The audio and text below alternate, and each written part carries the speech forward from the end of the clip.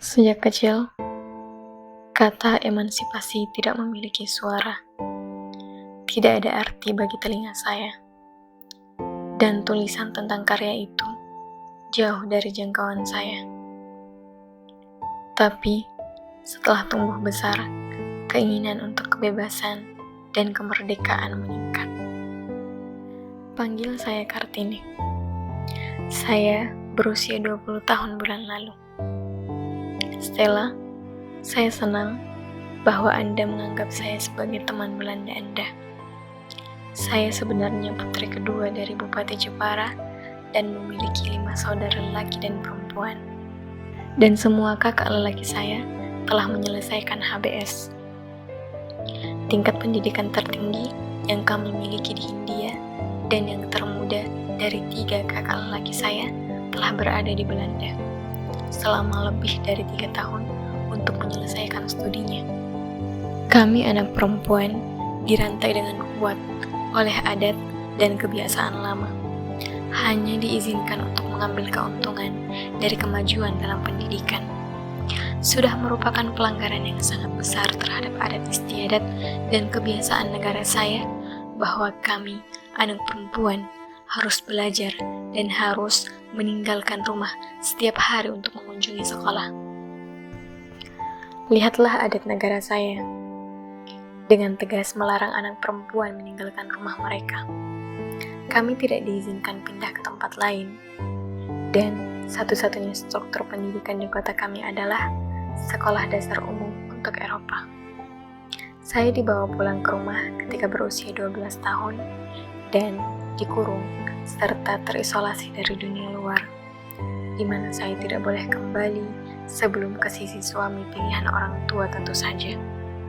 Saya menghabiskan 4 tahun yang panjang di antara 4 tembok tebal tanpa pernah melihat apapun dari luar. Dari wanita, pria menerima pengasuhannya yang pertama. Di pangkuannya, anak belajar merasakan dan berpikir, berbicara, dan semakin banyak saya melihat bahwa pengasuhan yang paling awal ini bukan tanpa makna bagi seluruh kehidupan. Dan bagaimana para ibu pribumi dapat membesarkan anak-anak mereka jika mereka tidak dididik sendiri.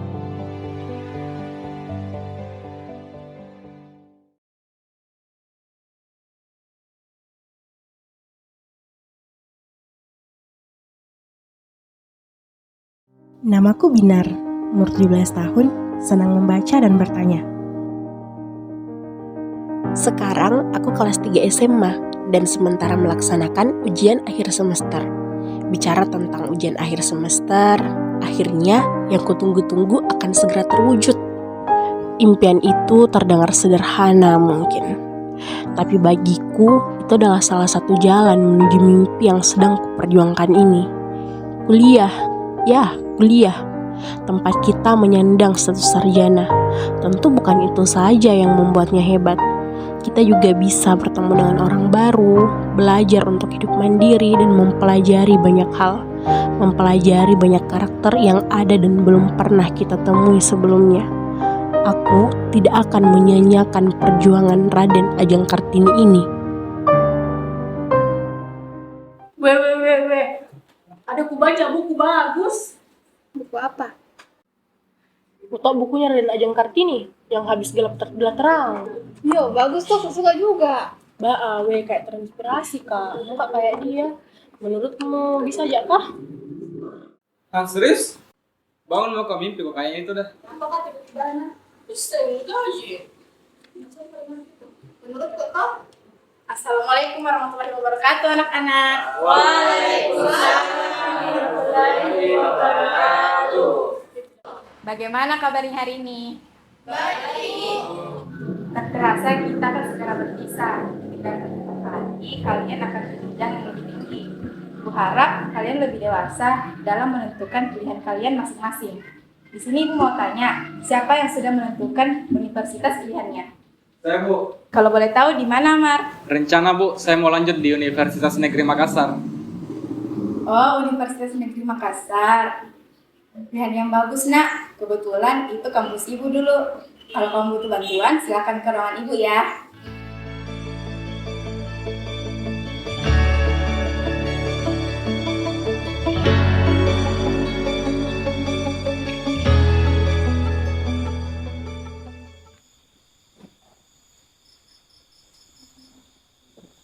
Mak, tadi kan di sekolah guruku tanya Alex tentang orang di kuliah di mana. Nah, rencanaku orang di kuliah di Makassar, di Universitas Negeri Makassar. Terus habis ujian rencananya mau langsung daftar lewat jalur beasiswa. Jadi kalau masalah biaya insya Allah aman. Cuman mau kak dulu minta izin sama kita mak. Kan kita tahu dari dulu kak mau jadi guru. Mau kak mengajar anak-anak di desa tak. Bagaimana menurut kak mak? Nah, tidak usah maki kuliah. Anak gadis itu di rumah saja. Toh, tidak tahu juga masak. Apalagi walaupun sekolah tinggi-tinggi, tetap jadi ibu rumah tangga. Begini mak, mau kak kuliah jauh-jauh di Makassar itu untuk mengejar mimpi. Lagi pula kan dengan tinggal sendiri kak bisa kak belajar mandiri. Dan untuk masalah pulang juga itu kalau libur ki. Kita telepon mak juga tiap hari. Berkabar terus dia itu ke kita mak.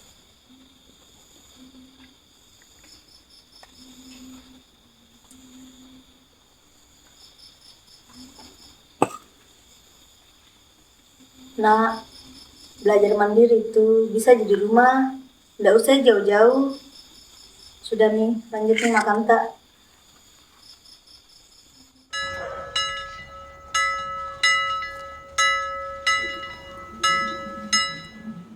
Tadi sakit apa Ki? Mak, mungkin tidak kantin sama Nisa. Biasanya Beb pergi sama-sama. Udah makan? Pusing tadi dan lagi ndak mood jam makan.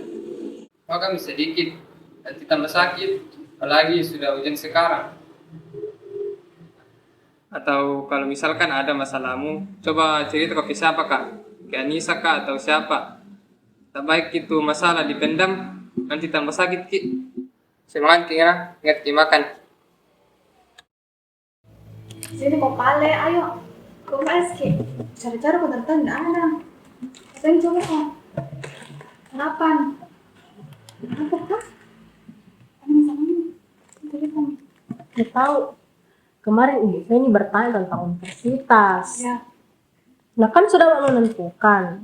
Tapi Mace kok kelihatan tidak setuju. Dia bilang, biar kok sekolah tinggi-tinggi, ujung-ujungnya jadi ibu rumah tangga Joko. Jadi bingung kak harus bagaimana. Iya. Tapi kan itu kalau misalnya kuliah orang bukan masalah jadi ibu rumah tangganya. Itu kalau kuliah orang itu kita kan dapat ilmu, pengalaman, relasi. Ini masa depanmu, bukan masa depan ibumu. Coba lagi tanya Kia bagaimana kak? Nah kan, itu juga yang kupikir. Karena tidak mungkin dong habis kuliah nikah, Ya. jadi ibu rumah tangga, urus anak. Kayak emang perlu kak lagi bicara sama Ceku. Aku bilang atau begini, habis pulang sekolah ini coba masak-masak kak, bersih-bersih buat ibumu senang.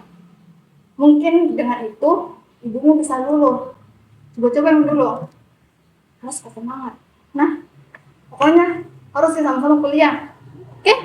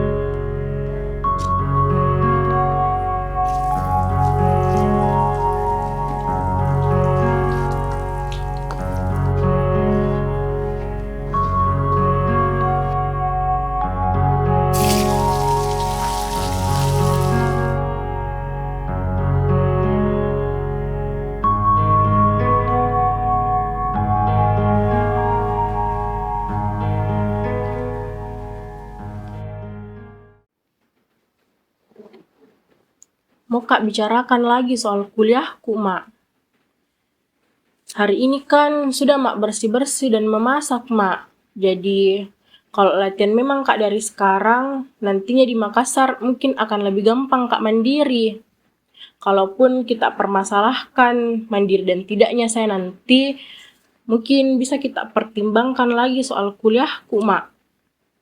Mama kira kita sudah bicarakan itu, Nak. Kenapa dipertanyakan lagi?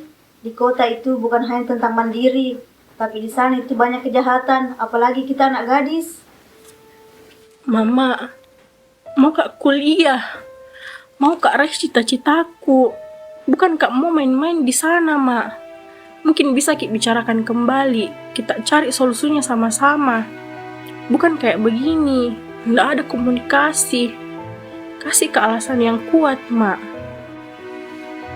Kalau Mama bilang tidak ya tidak, mendengarnya sedikit. Apa susahnya nurut sama orang tua? Dan apa maksudnya bukan alasan kuat? Bapak sudah meninggal. Kalau kita pergi, Mama sama siapa? Terus yang jaga di sana siapa? Terus kalau terjadi sesuatu yang tidak diinginkan, bagaimana? Kita mungkin tidak tahu, Nak, karena belum jadi seorang ibu. Sudah memperlihat dulu. Mak, saya di sana hanya untuk kuliah dan akan pulang ketika libur semester. Bukan selamanya. Mama bangga lihat anaknya juara 1 terus, bahkan juara umum. Kenapa sekarang Mama tidak bangga lihat anaknya yang ingin sukses? Mak, saya belajar bukan tanpa alasan, Mak. Saya mau kasih senang Ki. Mau Kak lihat Ki bahagia. Saya selalu Kak berusaha tingkatkan nilaiku biar dapat Kak beasiswa. Biar kita tidak perlu lagi capek-capek kerja jualan kue. Biar bisa Ki nikmati hidup dengan tenang. Biarkan anak tak ini yang kerja, Mak. Sudah, Nak, sudah.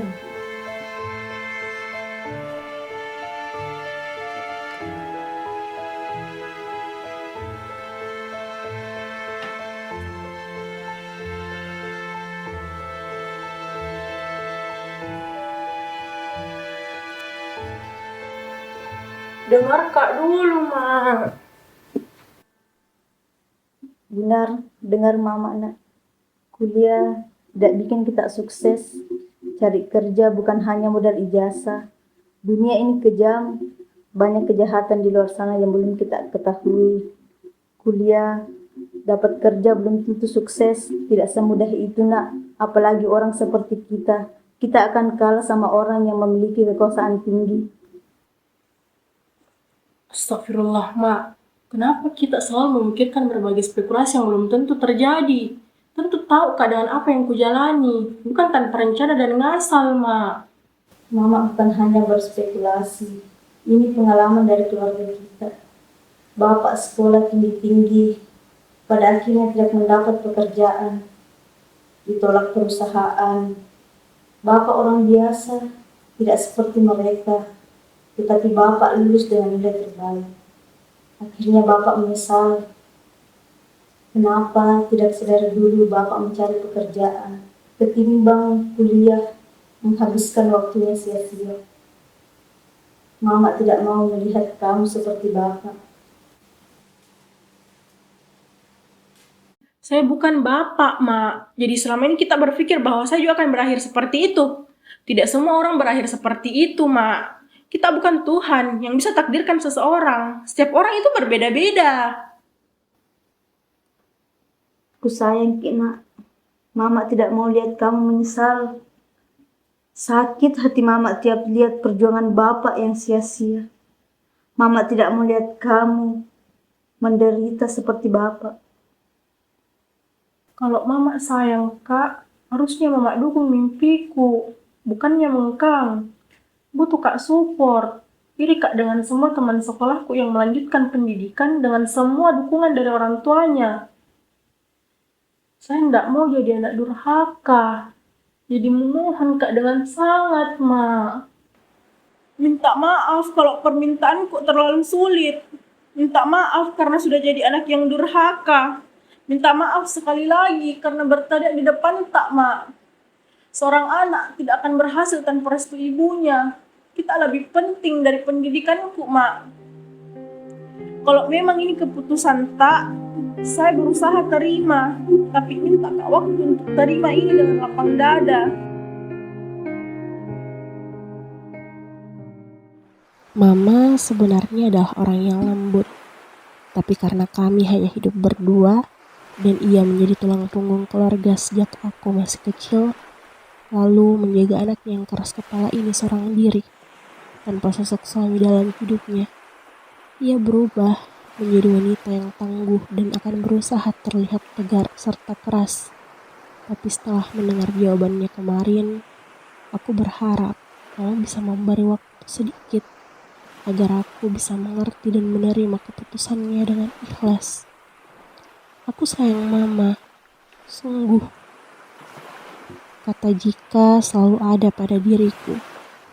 Jika saja bapak masih ada, jika saja kami masih punya keluarga lain, mungkin mereka akan memberiku support, dukungan, atau bahkan dapat meluluhkan hati mama agar dapat memberiku izin untuk berkuliah.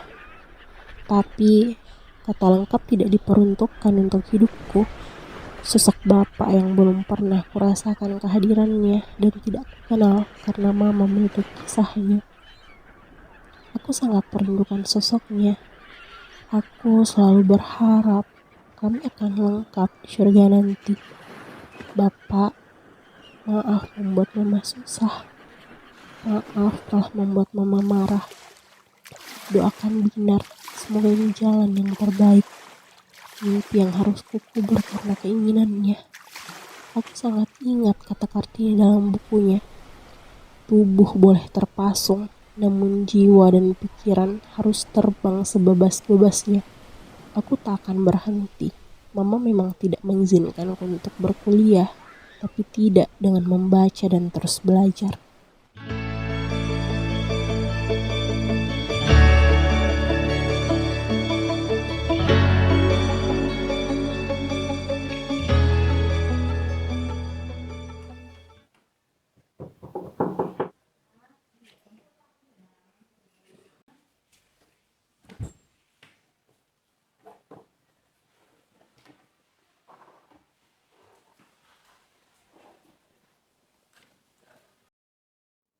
Apa kita bikin, nak? Semangat ki belajar. Mama yakin jadi ki orang sukses. Tadi Ibu Feni datang bawa surat. Surat apa ini, Nak?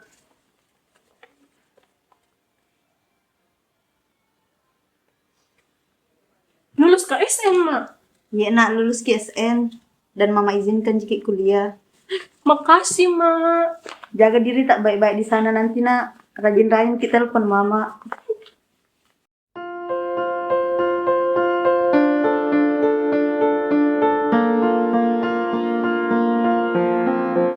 Perempuan nantinya akan menjadi seorang ibu yang memiliki andil besar dalam melakukan pengembangan potensi anak.